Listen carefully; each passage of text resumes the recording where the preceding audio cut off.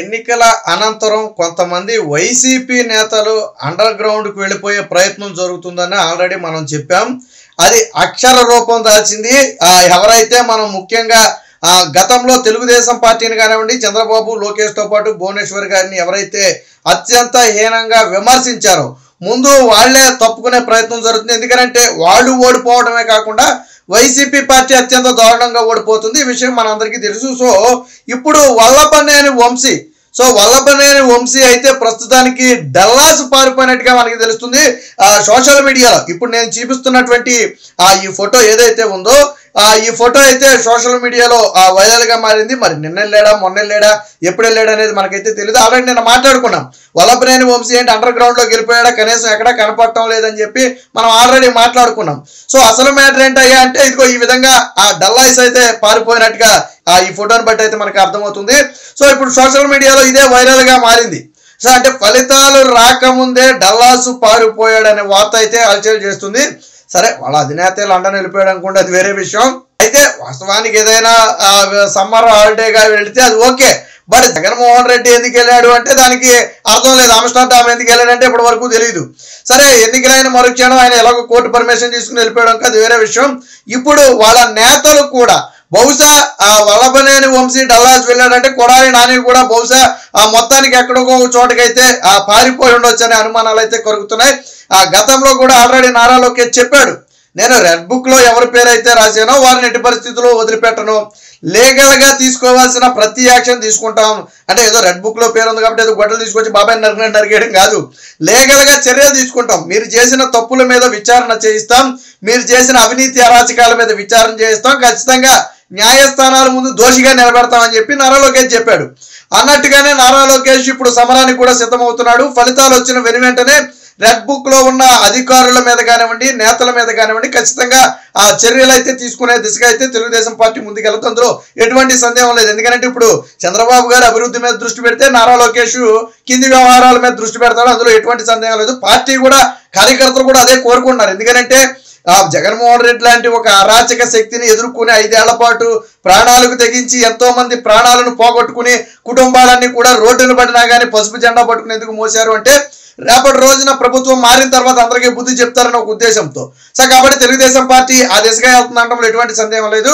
భువనేశ్వరి గారిని అసెంబ్లీ సాక్షిగా అవమానించినటువంటి వ్యక్తి ఈ గన్నవరం పశువుల డాక్టర్. వాస్తవానికి డాక్టర్ వంశీ అంటారు. డాక్టర్ అంటే పశువుల డాక్టర్ అన్నమాట. సో అంటే పశువులు కనీసం మూగ జీవాలకైనా కొద్దో గొప్ప విశ్వాసం ఉంటుంది, ఆ గడ్డి తిని పాలిస్తాయి. కానీ ఆ విశ్వాసం కూడా లేకుండా తెలుగుదేశం పార్టీలో పుట్టి తెలుగుదేశం పార్టీలో పెరిగి ఆపేక్షతో ఈ రోజు ఈ స్థాయికి వచ్చిన వల్లభనేని వంశీ అత్యంత నీచంగా, దారుణంగా భువనేశ్వరి గారి గురించి నిండు అసెంబ్లీలో మాట్లాడితే చంద్రబాబు గారు కూడా దుఃఖాన్ని ఆపుకోలేకపోయారు. అంటే అంత నీచమైన వ్యక్తులు ఈ వ్యక్తులు.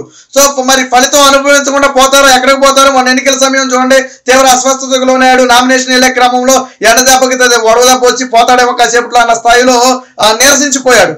సో పాప అనేది ఏది వదిలిపెట్టదు. చంద్రబాబు నాయుడు ముసలోడు అంటాడు, ఆయనేమో 74-75 ఏళ్ల వయసులో మండు టెండలో రోజంతా ప్రచారం చేస్తే వీళ్ళు గట్టిగా తిప్పి కొడితే 2 గంటల్లో నామినేషన్ కార్యక్రమానికి వెళ్ళలేని పరిస్థితి, దానికి సొమ్మసిల్లి చెట్టు కింద పడుకునే పరిస్థితి. వీళ్ళు మళ్ళీ చంద్రబాబు గారి గురించి, ఆయన ఏజ్ గురించి వీళ్ళు మాట్లాడటం. సో భువనేశ్వర్ గారి గురించి అత్యంత నీచంగా మాట్లాడిన వ్యక్తుల్లో వల్లభనేని వంశీ ఒకడు. రేపు ప్రభుత్వాలు మారిన తర్వాత ఖచ్చితంగా నా పని పడతారు, ఇక నా చాప్టర్ క్లోజ్ అనుకున్నాడేమో తెలియదు. కానీ గన్నవరంలో ఓడిపోవడం అనేది ఖాయం. మెజారిటీ మీద పందాలు కాసుకుంటున్నారు అక్కడ. అంతేగాని గన్నవరంలో ఎవరు గెలుస్తారనే దాని మీద పందెం ఏమీ లేదు. అది వారు వన్ సైడే. కేవలం మెజారిటీ ఎంత అనే దాని మీద మాత్రమే పందాలు జరుగుతున్నాయి. సో అక్కడ యార్లగడ్డ వెంకటరావు భారీ మెజారిటీతో గెలవబోతున్నాడు. గట్టిగా మాట్లాడితే వంశీ అత్యంత దారుణ పరాజయాన్ని, గతంలో ఎప్పుడూ చూడని పరాజయాన్ని చూడబోతున్నాడు. వాస్తవానికి గన్నవరం అనేది టీడీపీ కంచుకోట. అందులోనూ జగన్మోహన్ రెడ్డికి కొద్దో గొప్ప అభిమానులు గన్నవరంలో ఉన్న వల్లభనేని వంశీకి ఓటేరు. ఎందుకంటే భువనేశ్వర్ గారిని, చంద్రబాబు గారిని అనరాని మాటలు అంటే వాళ్ళు కూడా సైకిన్స్లా రాజకీయాన్ని రాజకీయంగా చూస్తారు తప్ప వ్యక్తిగతంగా మాట్లాడితే ఎవరో ఊరుకోరు. కాబట్టి వైసీపీ మీద అభిమానం ఉన్న వల్లభనేని వంశీకి టికెట్ ఇవ్వడం వల్ల అక్కడ మేము ఓటేయం. ఖచ్చితంగా ఆయన మాట్లాడిన పద్ధతి కరెక్ట్ కాదు, ఒక కుటుంబాన్ని అత్యంత నీచంగా, దారుణంగా విమర్శించాడు అని చెప్పి చాలా మంది చెప్పే పరిస్థితి. సో అంటే సొంత పార్టీలోనే వ్యతిరేకత స్థాయిలో ఉందంటే ఎంత దారుణ పరాజయాన్ని చవిచూడబోతున్నాడు అనేది మనకు అర్థమవుతున్న విషయం. ఇప్పుడు తాజాగా ముందు జాగ్రత్త చర్యల్లో భాగంగా ఫలితాల్లో ఓడిపోతాడని తెలుసు కాబట్టి ముందుగానే ఆ డల్లాస్ అయితే పారిపోయినట్టుగా అయితే అనుమానం కలుగుతుంది. నాకు తెలిసి ఆ రిజల్ట్ వచ్చిన తరువాత కూడా రాకపోవచ్చు. జగన్మోహన్ రెడ్డి వస్తాడో రాడో మనకైతే తెలియదు, కానీ వల్లభనేని వంశీ అయితే రాకపోవచ్చు. ఎందుకంటే ఫలితాలు వచ్చిన వెంటనే ముందు శిక్ష అనుభవించాల్సింది ఎవరయ్యా అంటే వల్లభనేని వంశీయే. హిట్ లిస్ట్ లో మొదటి వ్యక్తి వల్లభనేని వంశీయే. ఎందుకంటే ఆ రోజు చేసినటువంటి చేష్టలు అవి. టీడీపీ నేతల మీద, కార్యకర్తల మీద గన్నవరంలో చేయని దాడంటూ లేదు. చంద్రబాబు గారిని, భువనేశ్వర్ గారిని అన్నని మాట్లాడుతూ లేదు. చివరికి వ్యక్తిగత జీవితాల మీద కూడా విమర్శలు చేసి అత్యంత దారుణ విమర్శలను ఎదుర్కొన్నటువంటి వ్యక్తి వల్లభనేని వంశీ. ఈ దెబ్బతో మొత్తానికి ఓటమి భయం దెబ్బతో రాష్ట్రం వదిలి ఆ డల్లాస్ అయితే పారిపోయినట్టుగా తెలుస్తుంది. ఇప్పుడు ఆ సోషల్ మీడియాలో చక్కర్లు కొడుతున్న ఫోటో ఇదే. మనకి ఇక్కడ ఫోటోలో చూడొచ్చు, ఒక సైడ్ నుంచి తీశారు, మధ్యలో మనుషులు అయితే అడ్డం ఉన్నారు. ఈ ఫోటో ఇప్పుడు తాజాగా డల్లాస్ లో ఉన్నప్పుడు తీసినటువంటి ఫోటో అని చెప్పి ఆ సోషల్ మీడియాలో అయితే వైరల్ అవుతుంది. నిజమే అవ్వచ్చు, ఎందుకంటే ఆయన ప్రస్తుతానికి అండర్ గ్రౌండ్ లో ఉన్నాడు, ఎక్కడ కనపట్ల.